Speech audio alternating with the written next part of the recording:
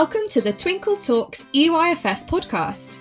Working in the early years is busy, funny, messy, and exhausting. Join me, Shana, and the rest of the Twinkle EYFS team as we talk honestly about our experiences as practitioners, teachers, and professional nappy changers. Whether you're listening to increase your CPD hours or catching up on our antics whilst driving home from work, Twinkle EYFS will share everything you need to know about all things early years.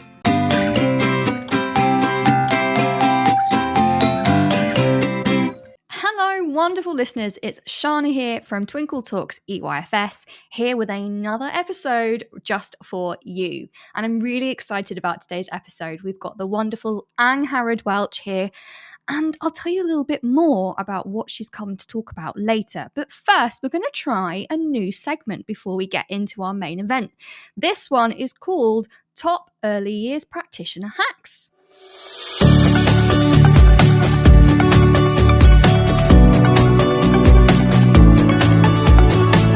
So we've got a couple of cleaning ones. First of all, put sand on the floor to sweep up spaghetti messy play. Never tried that. And another one, put water on the floor to clean up rice. Oh, maybe this is where I've been going wrong all these years. They sound pretty good. Have you tried them? Another one is a good one to get children's attention if you want to transition. So you could use 1, 2, 3, 4 bottoms on the floor, 5, 6, 7, 8 stand up straight. Nice. Have you got any other tension grabbers that work in your setting? And we've got a really good hack here for when you are doing work on the floor with whiteboards. Have the children sit on the whiteboards to stop them fiddling with them. Great idea. And all of these hacks were from you, by the way. So if you have any more, let us know. And tell us if you use these hacks and how they work. Okay, so there were some pretty interesting early years teacher hacks. I like that. We all have a good hack, don't we? Just makes our life a bit easier. And it's one of those things that when you learn a hack, you then think, oh my God, how did I spend my entire career not using this hack? It's an absolute game changer. So if you have any more, let us know. But now it's time for our main episode event. And we have got the wonderful Angharad Welch here to talk to us about babies. Now, this isn't something that I've really covered yet on the podcast, so I'm really excited. And it's mainly because I've never worked with babies. I'm early years, but I've worked with children 2 and up. So babies is something I don't have a lot of experience in. But that doesn't mean we shouldn't talk about it, right? It's about you guys. So I brought someone in specifically to talk about the link and the connection between how babies develop in their communication and their speech and language and how they develop feeding, because I didn't know there was a connection, but apparently there is. And the wonderful Angharad, who is a early years speech therapist, is going to come and tell us why. So let's get started.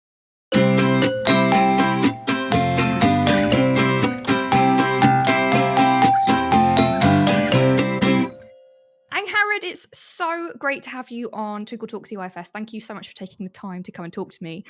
I am so excited about today's topic because I did linguistics at university. I know it's not a speech therapist. I know I'm not trying to, say I'm on the same level as you. Absolutely not. But our topic is really exciting today, isn't it? I think so, and it's something that doesn't get talked about an awful lot on these kinds of platforms. So I'm hoping it'll be interesting for all your lovely early years practitioners. Absolutely, and especially those that work with babies, because we're going to be talking about babies specifically. But before that, Angharad, why don't you introduce yourself to our wonderful listeners and tell us all about you and your relationship with the early years sector? Okay, so my name's Angharad Welch. I'm a speech and language therapist, and I run a business called Find the Key Speech and Language Therapy. And so that business has been going for about 4 years. And before that, I was working in the NHS.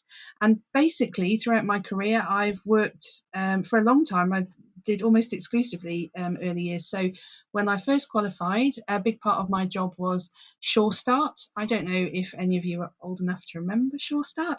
I don't want to say I'm really young or anything, but I'm really sorry. I don't know what that is. Could you tell us? Oh, well, you'd remember. Sure, either I get a blank stare or I get a really lovely nostalgic look, because Sure Start was a really amazing scheme. So Do you remember back when we had children's centres that were actually funded? Oh, Well, yes. you remember that? Well, before those came Sure Start. So the whole children's centre idea grew out of Sure Start. So it was back in the 90s. There was Sure Start was basically put in the most deprived areas in the UK to support children and families in their early development. So basically, there are a lot of speech and language therapists employed there to do more like health promotion work, really, working with families to try and make sure that children were getting to school with the best skills they could. And Mm. what that meant was it was a very non-traditional working model. So firstly, you got to work with all these other amazing people like play therapists, and there were midwives, and I even got to work with pregnant teenagers so that they knew how to support their children's development. Oh, Um, Family support workers, that it was a really well funded thing, and also the whole premise of the thing was that to develop innovative practice for your area. So I got to work in that for a little while. Absolute best time of my working life ever. And you got to work in people's homes, and essentially whatever worked for that family is what you could do, which is amazing. yeah. And I got to work a lot in earlier settings because part of the remit was supporting earlier settings with their speech and language practice. And then after that, I basically went into quite a niche specialism, which we're going to talk about in a minute. So early years complex needs and feeding was what my NHS specialism was. So essentially, because as we're going to talk about, a lot of the feeding issues for children start at birth, and so basically I would work with children from the point of birth or pretty near to it, and then be working with them often through the whole early years period. So basically most of my career has been in early years, and doing a lot of training in early years. And obviously, early years is the best bit of the education system. Obviously, no contest. And well, from a speech and language therapist perspective, the thing is, it actually is because you are the most developmentally informed part of the education system. Oh, I thank you. It's actually about where the children are at and working from where they're at, not trying to sort of put top down stuff onto their development through a curriculum, but starting with where they are and working from there. So, and that is exactly the same philosophy as early years speech and language therapy. So it's a very natural fit, speech and language therapy in early years, to be honest. I love it. I love it. And you know what? I'm really excited to have you on because when we were talking about you coming on the show and discussing, what kind of topics we could talk about, when we started talking about babies and feeding, I had absolutely no idea that feeding had such an impact on speech and language. And Mm. I thought, gosh, I find this really interesting. So I'm hoping my listeners are going to find it interesting too. That, speech therapists actually you work with children in terms of their feeding challenges and their feeding development. So can you tell me why do speech therapists actually do that? Okay, so not many people know that speech therapists work with feeding at all. No. And they certainly don't know that we work with feeding from baby sort of age, so babes in arms. And it is quite a small niche within speech therapy, so not every speech therapist will be working in that area. But basically, speech therapists are interested in everything that goes on in the mouth and in the throat and in your cognitive processes that inform those things. So when you start digging around in speech therapy, there's actually quite a lot of very interesting specialisms within that area of your anatomy. Basically, we've got a very natural affinity. We're looking at the mouth anyway, from a speech and language perspective. So it kind of made sense on some level that we would also be looking at the other skills that are taking part in the same part of your anatomy. But also, there's a lot of communication skills wrapped up in your feeding, particularly your early feeding. So the kind of children who are born with feeding problems are often children who are either very premature or ones who have quite complex medical issues, and maybe both of those things. And so a lot of those children, if you think about typical feeding development, when you are bottle feeding or breastfeeding a baby, there's loads of communication going on between you non-verbally. You're reading the signals. Do they need winding right now? Do they need to have a pause? Those things. For most babies, when they're born, most of the feeding activity is the responsibility of reflexes from the brain. So once they start sucking, they can't stop. Those things come very naturally. So if people listening, if you're feeding babies, you'll know that very young babies, if you touch any part of their face, they'll turn to root towards your finger, for example. So that's a feeding reflex. Oh. So very medically complex babies, or babies born early, they've missed out of that period. They're often very unwell during that reflex period of their feeding development. And so by the time they are ready to start feeding, they've often missed that reflex period when their reflexes would have established those skills for them. Right. So it becomes even more important that the feeders can read the baby's cues very, very well. Because Mm. babies who are vulnerable like that, their feeding can be a very stressful experience if we don't handle it well. Right. So we're often we're looking to read. The reason speech therapists are involved is because we are looking to teach people to read the signs the baby is showing that they're ready to feed, and the little subtle stress cues and cues in their body and face that are going to show us, hang on, this is all getting a bit too much for me. So you have to be a very skilled reader. We call it reading the feeding. Mm. So you have to be a very skilled reader of children's communication, because if we get that period in their feeding development wrong and we teach them that feeding's a bit scary and overwhelming, we can lay the groundwork for quite a lot of long-term feeding issues. So as people who, as part of our training, are skilled at assessing children's communication and also teaching other people how to read that communication, it's actually a very natural fit, feeding assessment in those babies and the speech and language side of things. It's so interesting because although I have been in early years for over 10 years, I have never worked with babies. So this is a new space for me. I've done two and up. And so I do feel maybe a little bit nervous to maybe support babies because I, like you say, there's so many important things that you have to keep an eye on. But the thing for me is they can't tell me Hmm. when something's wrong, and I think that's a big fear for me. But then there's you saying that actually, there are other forms of communication. It's just, learning it. Absolutely, it's just like a language, sort of in and of itself. Yeah. And once you can read it, you can become, oftentimes the other thing about babies who are medically unwell is they often get a lot more different feeders than a well baby, because they're often having lots of different nurses and things. So the potential for having multiple people who are not quite great at reading those cues is much bigger. And so it becomes much more important to get everybody really tuned in. But once you can speak that language, they're actually, it's very individualized to the baby, but you can learn their little stress cues, their signs that they're ready to go on. And it's about acting very quickly on those things. Because in premature babies and unwell babies, oftentimes you don't get a big signal and you don't get that much time before something, if they're not very happy in their feeding, it will tend to impact on other things quite quickly. So it's a very subtle dance, that communication process for those early feeders. Well, that kind of brings me on to my next question then. What kind of communication is going on during feeding?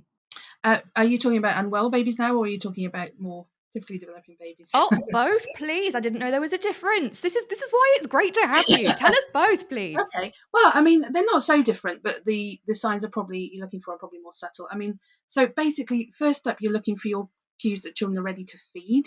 So if anybody's ever fed a baby, they'll know that by the time they're actively crying for a feed, they've probably been hungry for a while. Right. Oftentimes, by the times they're really crying out for a feed, they're getting pretty dysregulated. So certainly with the poorly babies, we are looking to try and step in and start a feed before they get to that point, because they get pretty physically dysregulated. And that'll happen to all babies, but if the consequences of that in a more poorly baby, can't get an oral feed for that feed, because now they've become so dysregulated and their respiratory system's gone a bit haywire. So basically, we're looking for signs that the babies are starting to shift and suck and root. So sucking or kind of turning, looking for food. So quite subtle signs. Look like I'm getting ready for something to happen here, basically, is what you're looking for. Right. And for most babies who are typically developing, if you're not in that exact window, they can kind of cope with that. The system can cope with mum's turned up a bit late to feed me right now. But some of the premature babies can't do that. So you're looking for quite subtle signs that they're getting ready. I'm woken up because my body's told me I'm ready for something, essentially. Because preemie babies, like all babies, spend a lot of time sleeping. And so when they're waking up for something, it's because their body's telling them they need to do something. And then when they're feeding, the kind of things we're looking for. I mean, if you're breast or bottle feeding, you are subconsciously looking at that baby's face. They're looking at you, or are they getting sleepy? That can be a sign in preemie babies. Them getting sleepy can be a sign they're actually a bit stressed by the feeding and they're kind of trying to shut down a little bit. The way children are shifting against you when you're holding them, that kind of thing. They're all little subtle cues that I'm finding this feed okay or not.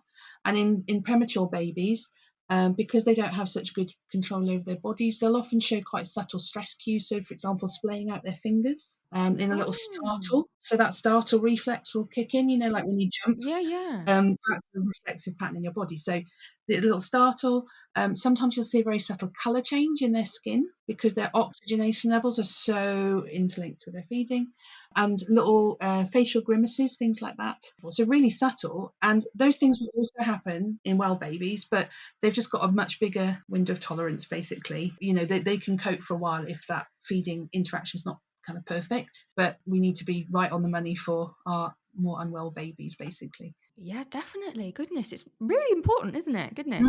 So, Mm.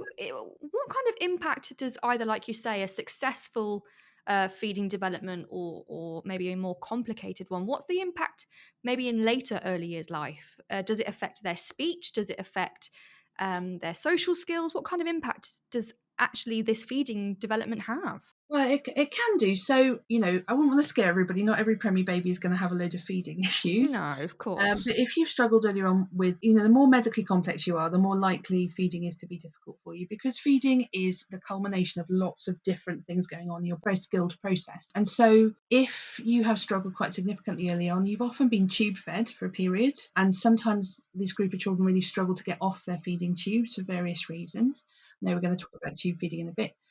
So for some children, they can be long-term tube fed. So in lots of premium for medically complex babies, there's an expectation that tube feeding happens for a period and then they establish feeding. But it's not a terribly easy road for a lot of children. So, you might get children coming to your setting still being tube fed to a degree, or fully. But also, these children are quite highly at risk for developing more sensory-based difficulties and food aversions, things like that. And those can definitely turn up in your earliest population. So because essentially their brains often weren't really ready for the sheer amount of sensation they were being exposed to. So a lot of the interventions in more complex baby populations are around controlling the environment, making it quiet, making it dark, essentially trying to recreate the womb as much as we can, Right. because essentially their brains aren't ready for that information. And then we do things to stick a load of tubes in their mouths and things we have to do, but actually things that are quite aversive. And Yeah. so there can be long-term consequences for that in terms of the babies, that we've often changed the way that they take in sensory information, particularly through their mouth, because our mouth and our hands are the most densely receptor rich for touch information. Oh, really? Yeah, yeah. So Just touching my lips now, like, oh, I didn't. if you watch a baby feed, they've got a really interesting reflex to do with this neurological organization. So you've got loads and loads of touch receptors in your mouth and your hands. So if you see babies feed, they will often be sort of pumping their hands at the same time. Right. And that is a reflex from monkeys, essentially. So monkeys do the same thing, and it's because when they're feeding, they need to hold on to their mother's fur. And equally, if you see quite young babies doing more messy play with their hands or food play, you'll often see their mouth going. And it's because these are two very, a lot of this information essentially is getting passed between these areas of your brain. So the hands are very important to the mouth in terms of feeding. This is madness. Sorry. I know my listeners can't hear me or see me, sorry. But my mouth is just agape in like, what? This is crazy. Like I didn't know the sensory processing and the mouth and it all, of course it does. Now I think about it, it's one of the five senses for a reason. Of course it's going to be really important, but it's Yes. like you say, touch is a sense for the mouth as well. And like you say, with feeding, if you do think about it, there's so many things going on because I've been guilty of looking at videos on TikTok of cute babies trying new foods. Ah, And yes. they're the cutest videos and they pull the funniest faces and they look like they are not enjoying it at all. But then they go for another one. Mm. And it's just because they're processing all of the sensory explosions that are going on in their bodies right now, right? Absolutely, yeah. Feeding and eating is one of the most sensory rich things you're going to do in your life. There's smells, there's taste, texture, all these things. You're integrating a lot of hand to mouth skills, a lot of physical skills involved. There's social stuff going on. I mean, it is a seriously learning rich activity.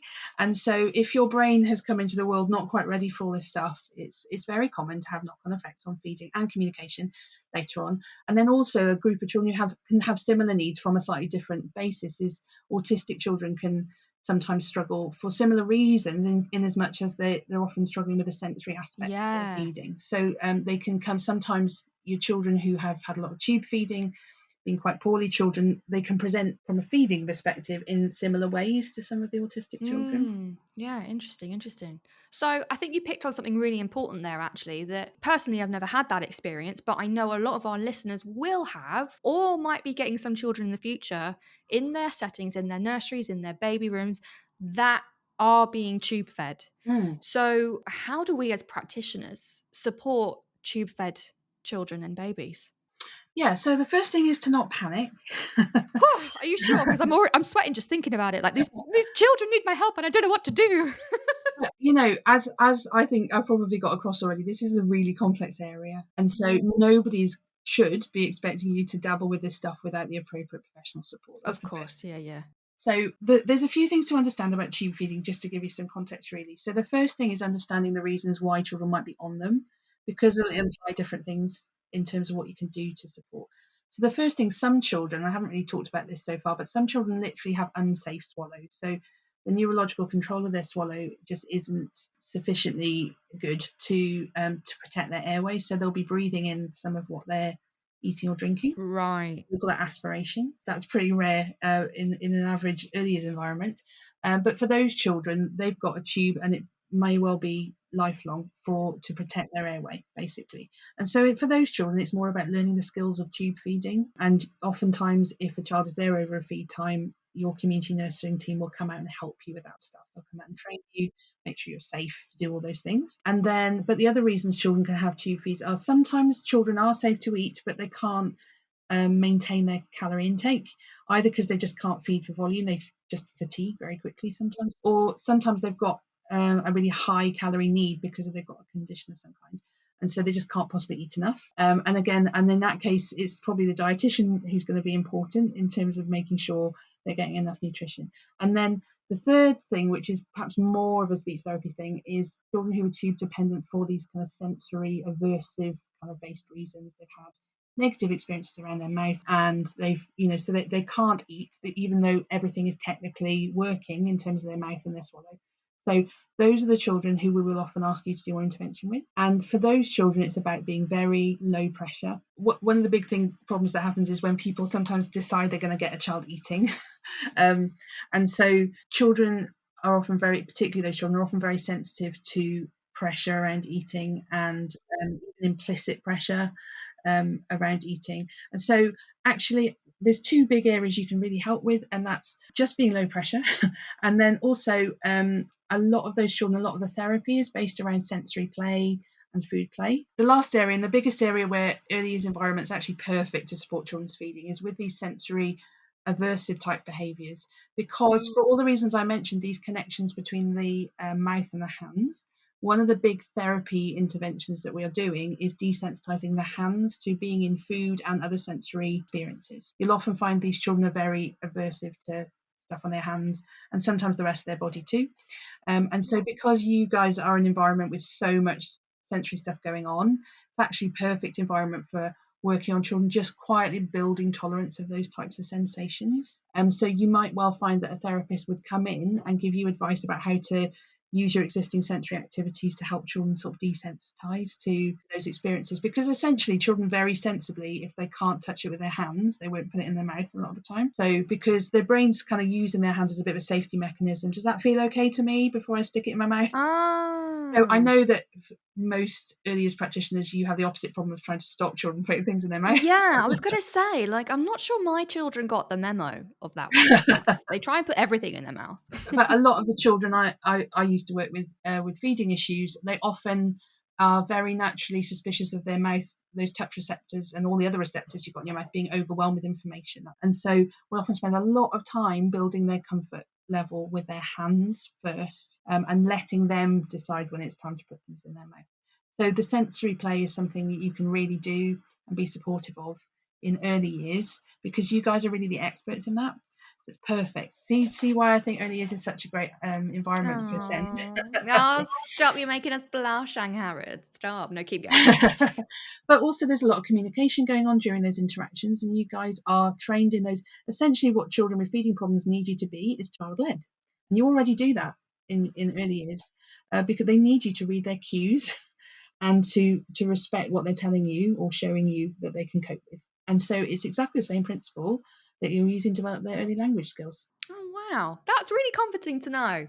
Like, especially from someone who hasn't had experience in, feeding development and babies, actually. That makes me feel like, oh yeah, no, maybe I could do that. I could help. Good. Well, it's the same. It is the same skill set, but just drilled down. It looks different, but it's the same, exactly the same developmental principles. But also the steps are slower, and we're only going as fast as the child gives us permission to move. And oftentimes that is really, really slow in feeding. Obviously not in typical feeding development, but in when you've got difficulties with feeding development. And so one of the other things is to take the pressure off yourself as a practitioner that you're going to kind of fix this problem, because they are very slow to unfold these feeding issues. And so a big part of it is kind of you being comfortable with that, what feels like a lack of progress, but the child all the time is taking things in, deciding if you're a safe person, desensitizing to the smells of lunch, and all these things are going on. You just sort of have to trust that when you create that environment that's child-led around food, that they will follow when they're ready, really. Yeah, I love that. I love that. So, what kind of myths are there about feeding and communication then? I feel like we've covered a lot of things that we should know. Mm. What are things that we think we should know that we shouldn't know? It's actually got nothing to do with it. Well, I think people often assume that if you don't eat, you're not going to talk, which is, I see that that's a logical kind of conclusion to come to. And it is often true that children with the more severe feeding issues are often the ones who are also struggling with their communication, but it is not necessarily the case. So we've got slightly different motor pattern areas for the kind of motor patterns you use for eating and the kinds that you use for talking. And so technically, you don't see many children like this, but you can have children who are struggling with their eating but talking, and vice versa. So there's not that straight line association you might think. Oftentimes, if children are struggling with both, it's because there's some underlying thing that's causing both problems, like neurological problems or sensory problems. So that's the first thing. So people say it to me all the time. Well, if he's not eating, he's not going to talk. That's not necessarily the case. I think one of the big things that parents bring in terms of myths is that everybody else this age is already eating. Everybody else is not having any problems. Everybody else not having any communication problems, because literally nobody posts about their child's feeding issues on Facebook. And so there's this myth that everybody else's child is eating, they can eat neatly and they're feeding themselves, and they can eat avocados and, whatever you put in front of them. And everybody else thinks everybody else's child is doing great. Yeah, yeah, But yeah. actually, feeding issues are much more common than you think. So we've been talking about feeding issues in much more complex babies, but actually there is a proportion of children who are otherwise typically developing no problems at all, but they'll have a tendency towards struggling to accept new foods and things like that. So things are actually very common, and so a lot of the stress I find comes from people feeling alone with it. But actually, there's many more people being affected than you think.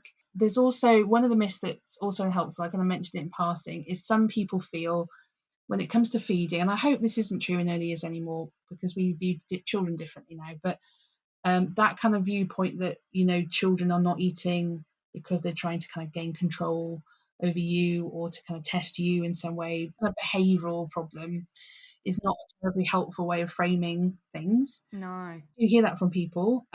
It's sometimes in early years, often outside, relatives and things like that. And so, children, if they are controlling food, they've got good reasons for it. It's another way of communicating. There's something about that experience that's scary to them. You sometimes do get people who have just decided you're going to make the child eat, and it's really, really unhelpful for various reasons. So that's a myth. And also the idea that children will eat when they're hungry is not true for some of these more complex children. Oh. Yeah, so you will often you hear that a lot with tube-fed babies. Oh, give them to me. They'll eat when they're hungry. But some of these children are so aversive. The experience of eating is so aversive, and also sometimes what tube feeding can do. Usually, they try and get to the point where they give a tube feed a bit like a meal with a gap in between. But when children are really poorly, sometimes their stomachs can't tolerate that, so they're actually getting No. all the time. So a lot of the children who are tube fed have never really experienced being hungry. They don't know what that is. Right. So, even if they were sort of ragingly hungry, they wouldn't necessarily associate putting something in their mouth to solve that problem.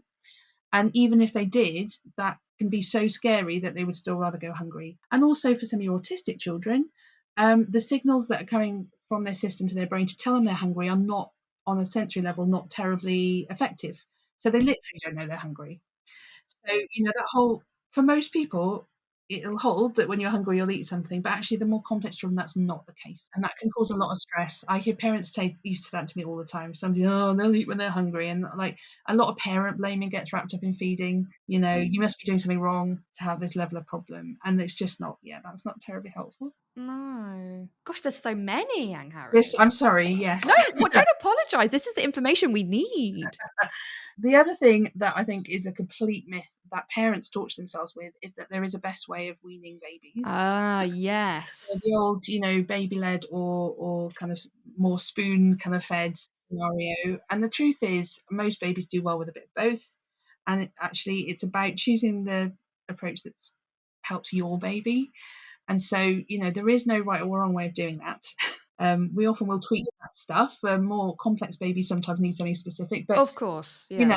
it's just another way to make parents feel guilty, to be honest with you. So whatever your instinct is as a parent and whatever works for your child is, fed is definitely best. So that can be really unhelpful. You're not kind of ruining your child's oral development or something if you use a spoon to feed them with. The only thing I would say is that sometimes pouches can, if you're giving a lot of food sort of straight from the pouch, that's often not quite so helpful. So because children need to learn the business of getting food off a spoon or out of a cup, those are actually developmental skills they need to learn. And so Yeah, they're in the development matter statements, aren't they? yes, yes. And so if you're basically squeezing food directly into them, firstly it can bypass their cues because kind of you are taking control of that, but also they're not learning some of those skills that they need. They actually take quite a lot of practice, kind of holding a cup still, keeping your lip still, tipping it, getting a spoon into your mouth, loading the spoon. Those are all skills they need to learn. And so pouches aren't like, they're fine for the occasional thing, but they shouldn't really be kind of your regular way of feeding. And then my last myth, and the whole wait and see thing, when it comes to feeding problems or communication needs, you will often get a lot of people trying to reassure parents that, oh, well, they'll grow out of it, it's no problem, just wait and see. And just like with communication, early intervention for feeding is really important, particularly if sometimes feeding issues are, in the child are relatively minor, but if the parent's worried about them, they can really escalate out of control. Yeah, they pick up on it, don't they? Absolutely. And very quickly, feeding issues spiral. And so, if getting a little bit of help earlier on is going to help that family dynamic around feeding to stabilize, then that's what needs to happen. So, and it can be difficult to get support sometimes. And so, it's really important that people don't kind of falsely reassure either. It's kind of Mm, neither be too worried nor too kind of yeah, complacent about it. But if it's causing whoever the person feeding the child is stress, then it's better nipped in the bud really in terms yeah. of intervention. No, that was great. I didn't know there were so many myths. My goodness, but thank you. Now I feel so educated now. It's great. It's great. So speaking of education, obviously you've moved on from that in your speech language therapy career. So how does all of this kind of fit into later on? How does the work that you've done? Was it university? You said that you did this on and others. Yeah, so well, I did it mostly as a postgraduate thing. So back when I trained, you didn't really do anything but the absolute basics in terms of speech and in terms of swallowing when you originally trained, and they do a bit more now, but most people do postgrad training. How does it impact your work now with Yeah, children? so now mostly what I do is work in mainstream schools.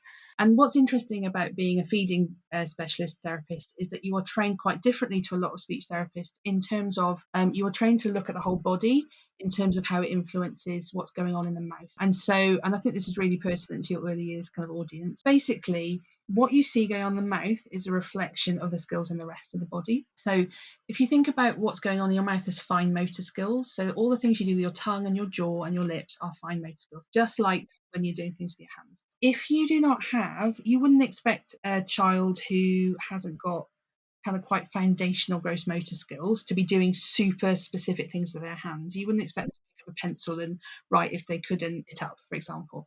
Um, and yet people expect children to do things with their mouths when they don't have the gross motor skills all the time. So in order to control our jaw and our tongue and our lips, we need a certain amount of core stability. I always look for sitting as a kind of good starting point. So there's a reason that you typically developing babies will usually start moving on with their weaning or starting weaning around the age of 6 months. And it's not a coincidence that coincides with about the same time they sit. That's because you can't control your jaw on the level you need to until you've got the ability to sit. No way. Yeah, absolutely.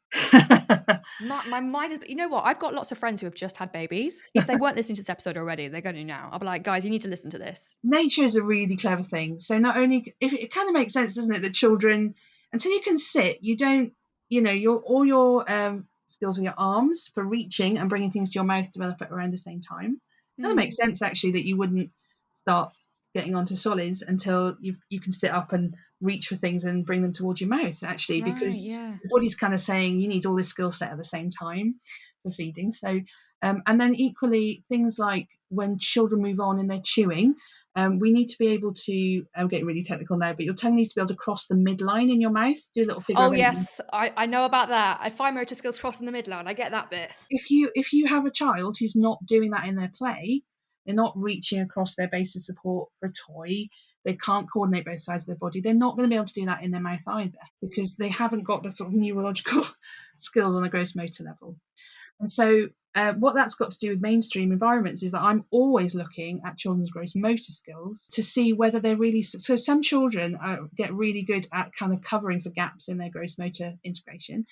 But actually, it has a knock-on effect on, when it comes to mainstream school, it might be their concentration, their listening, that kind of thing. And it's because actually it's their bodies that are struggling. It's not really their attention. So we often go in at that speech and language level or attention level, but actually they're missing skills that they needed in their body. So that's something that, as with somebody with a feeding background, I'm always thinking about that in schools, because sometimes even though the outward behaviour that they're struggling with is a speech and language thing, sometimes it's not the speech and language therapist they need, it's an OT or a physio to work.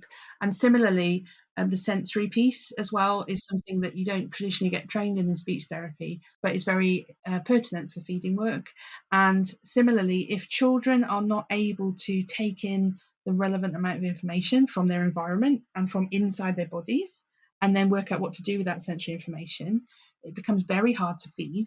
But it also becomes very hard to, again, concentrate, stay still, so you don't get into trouble whilst you're listening to a book, learn all those skills that we associate with kind of getting ready for school. They're dependent on a certain amount of basic sensory integration ability and gross motor skill.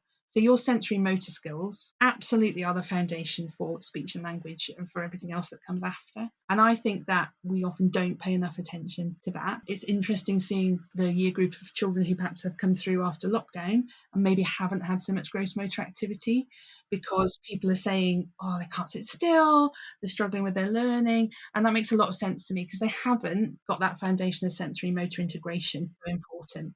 And so, yeah, sometimes you kind of, we think speech and language is fundamental, and obviously I think that because I'm a speech therapist, but actually speech and language, it's the tip of the iceberg. Absolutely, from a lot of other skills. But oftentimes it's we go in looking at the speech and language level, and as a feeding therapist, that training has really helped me understand that sometimes it's not the speech and language level you need to go in at to solve the speech and language problem. Amazing. I mean, I could literally talk to you all day about this, but I have to stop because we've actually got some guest questions. Okay.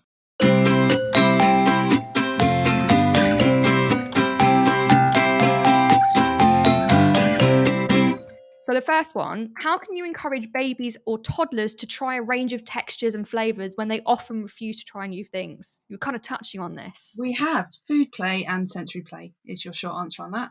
I love it. That was quick. Right. Get some spaghetti out, stick it in an activity tray. The hands are the gateway to the mouth. Yeah. There's a really nice resource people might be interested in. There's a website called the Infant and Toddler Forum. If you go into the parent bit, there's a whole section about, I could easily do a whole podcast about that fussy eating phase, but there's a whole nice resource for parents about fussy eaters and when that fussy eating becomes a bit more extreme, and it's got some lovely resources in it, so I would start there.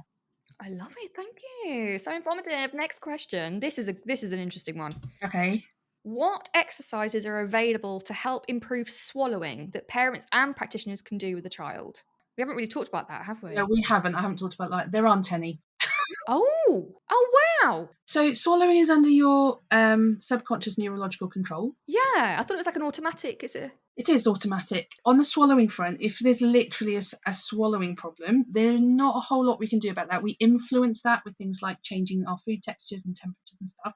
But in terms of exercises for swallowing, There aren't really any. Now, in adults, when they've had a stroke, that's a little bit different for various reasons. So I remember doing this at university. yes, so that's a little bit different for various reasons. But, basically, apart from anything else, if you can get a baby to do an exercise for their swallowing, then, you're a better woman than me. So, Yeah.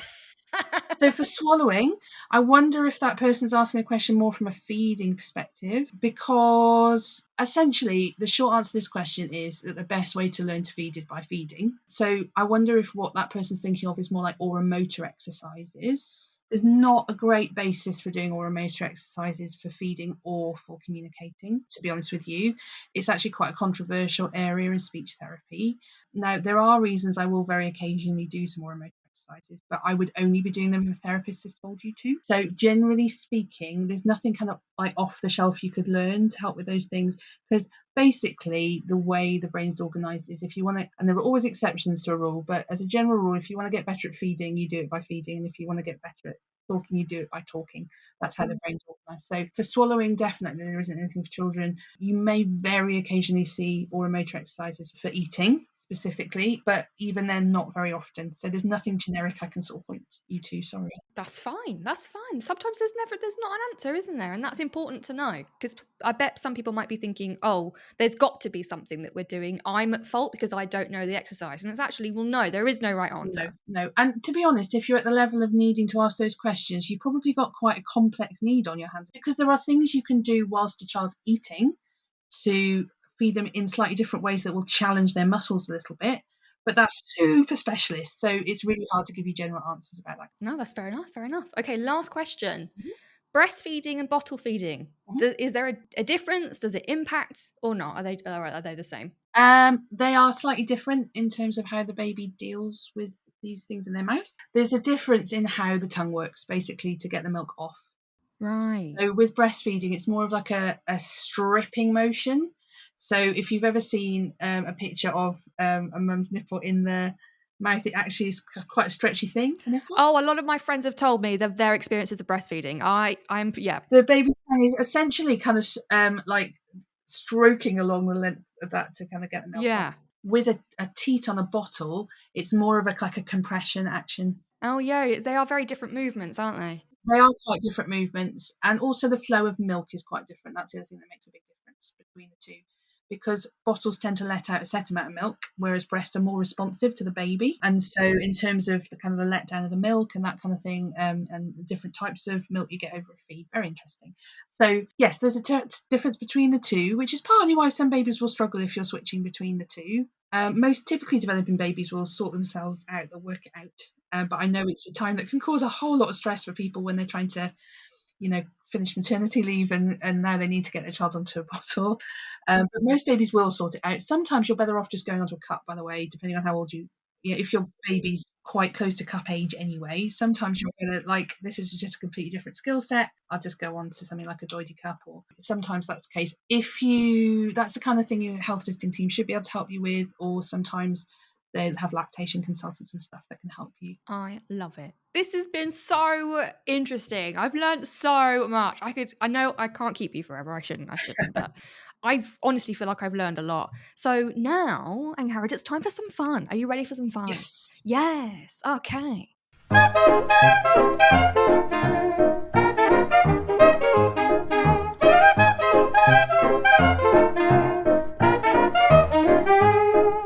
So at the end of every episode, what I do with my guests is I play a education, would you rather kind of teacher edition, but it's going to be speech therapist edition today for you. Okay. Yeah. Especially for you. But the first question is always the same. Would you rather tea or coffee? Coffee every time. But honestly, as long as it's got caffeine in it. I'll take a tea if it's what you're offering. As long as there's that caffeine hit, I'll take Absolutely. it. But preferably very strong black coffee would be my preference. Oh, I love it. I love it. I love it. Question number 2. Would you rather, this is brilliant, would you rather change a nappy or do food play? Food play for me every time. This sounds like a no-brainer, but for me, I'm hesitant because I'm one of those people that like I don't like the feel of cotton wool. I don't like the feel of velvet. You know when you wash the dishes and then like you accidentally feel a bit of food in the water. Like I'm one of those people. I Yeah. think I'd rather change a nappy. You're not alone. A lot of people really hate doing food play. It's a significant barrier in therapy. Sometimes you'll get a parent who just cannot bear doing food play. They can't stand it themselves. And so, yeah, a lot of people would rather change a nappy than do food play, but not me. It just sounds really weird me saying it because I really don't like changing nappies either, but it depends what day. But thank you for being so non-judgmental of my weird my weird finger habits. Well, that's so common. That's so common. I can't tell you because your hands are very sensitive, you see. Now I know. Yes. And last but certainly not least, would you rather remind someone to use a visual timetable or write a report that nobody reads? Oh dear. Sadly, these are both very commonplace if you're a speech therapist. I was going to say. Honestly, if you want to make a speech therapist very happy and it takes almost no effort, guys, use your visual timetable. I think I'd rather remind somebody to use a visual timetable because at least I wouldn't have spent 2 hours writing the report. Yeah, and I think early years we're quite good at using visual timetables. I think it's very naturally ingrained in what we do. You're pretty good. But there's kind of thing that really slips off the agenda easily, I find. So yeah, make your speech therapist happy. Oh, we will, Angharad, we will. Oh, it's been such a joy to talk to you. Thank you so much for your expertise. It's amazing.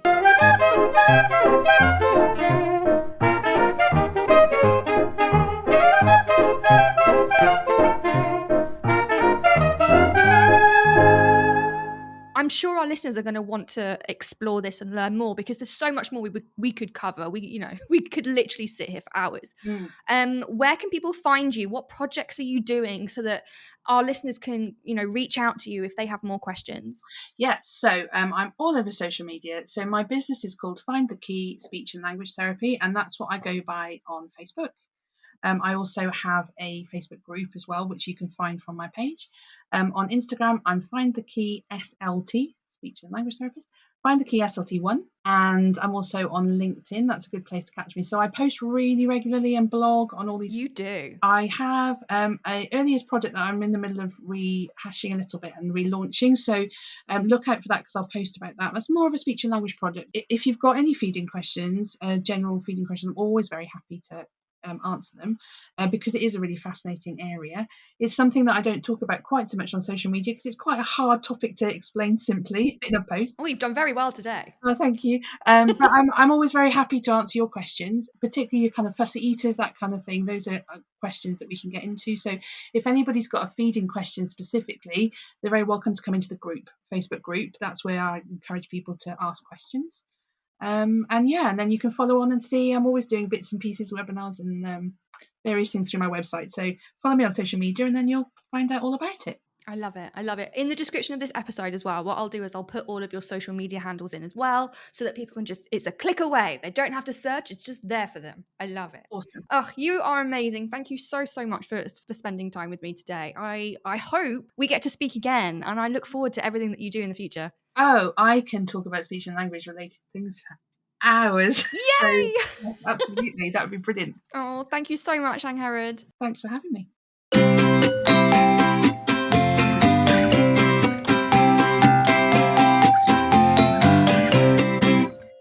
Well, there we have it. I don't know about you, but I learned so much from listening to Angharad, and she's just this fountain of knowledge, and I really only feel like we've scratched the surface, especially because babies is not really a topic I have covered yet, and I really want to. So if you have any other topics to do with working in the baby room and working with really, really young children, and there's something that you want us to talk about, or you have people that have experience that they'd like to share, let us know. You know where we are.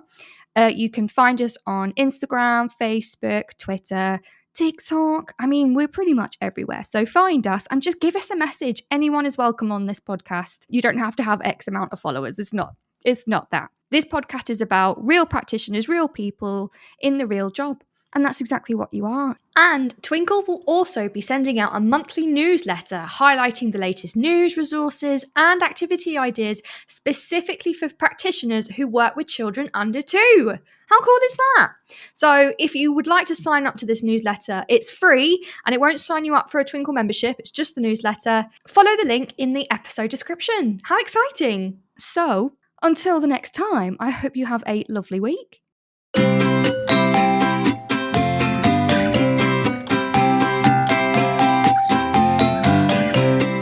So that's it from today's episode. Thanks so much for listening, and I hope you really enjoyed it. If you would like to get involved or would like to know more, come and find us on our social media sites. We have a Facebook, Instagram, Twitter, Pinterest, and TikTok account. All of the details will be in the description. And whatever you're doing, I hope you have a great day today.